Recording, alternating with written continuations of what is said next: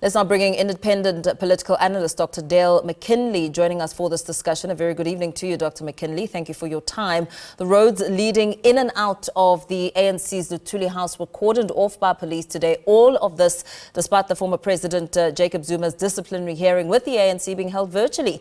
MK party supporters coming out in their numbers to show their support for their leader. It's quite a contradictory dynamic, isn't it? Yes, good evening, Mpo, and to the viewers. It is indeed. I mean, this is the saga of ex-President Zuma and his membership in the ANC.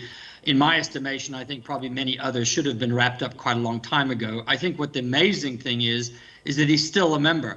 I mean, in any other situation, probably someone who had gone outside of their own party, formed another party, campaigned for that party, being the leader of that party, and then coming back and still being considered to be a member.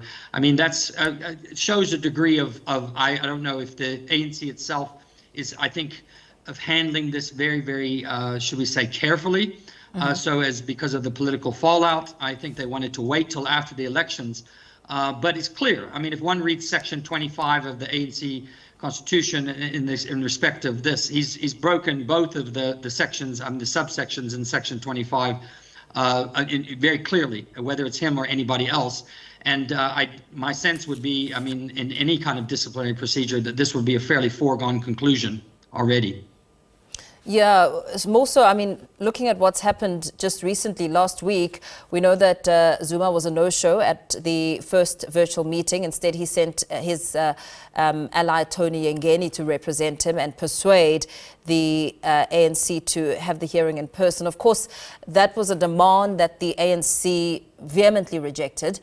MK party supporters have now reiterated their leader's call to have this disciplinary hearing made public. What opportunity would this present? Well, of course they would want it to be made public, because then they could make it into a spectacle. They could make it into a political trial. I mean, their discourse is that ex-President Zuma is a victim, that he's been pushed out, and their beef clearly is with Cyril Ramaphosa and his faction within the ANC. And they want to make as much, to get as much political mileage out of this as possible. So for them, it would be great media coverage. They would provide them with a platform.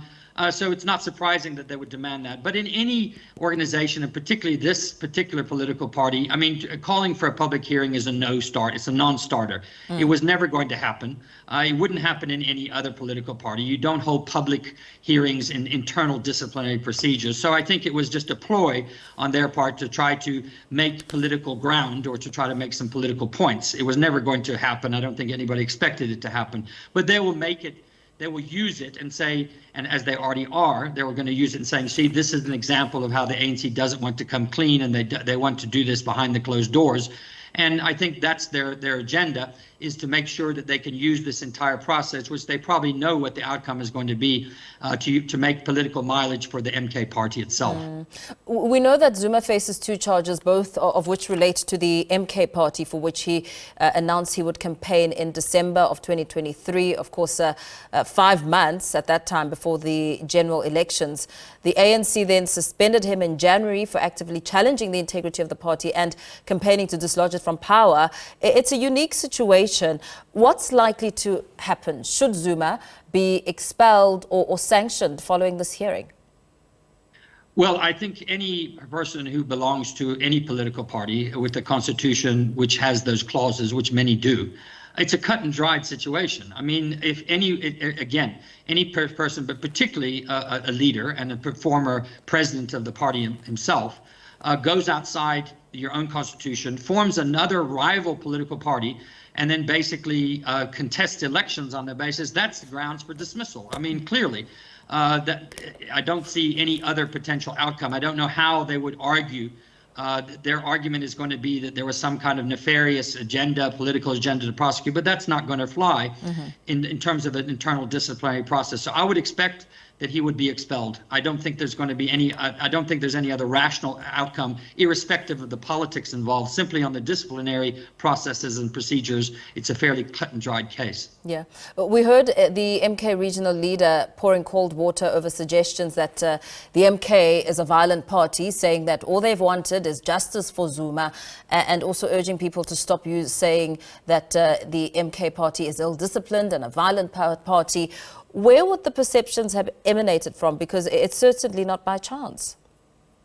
No, it isn't by chance. I think it's the utterances, first of all, and some of the actions of party supporters and party members. Let's remember in the lead up to the elections with regards to the supposed ballot papers and other things where they descended upon an IEC office and they threatened individuals, where people, certain MK members have been seen carrying weapons in public spaces, issuing veiled or at least indirect threats to others.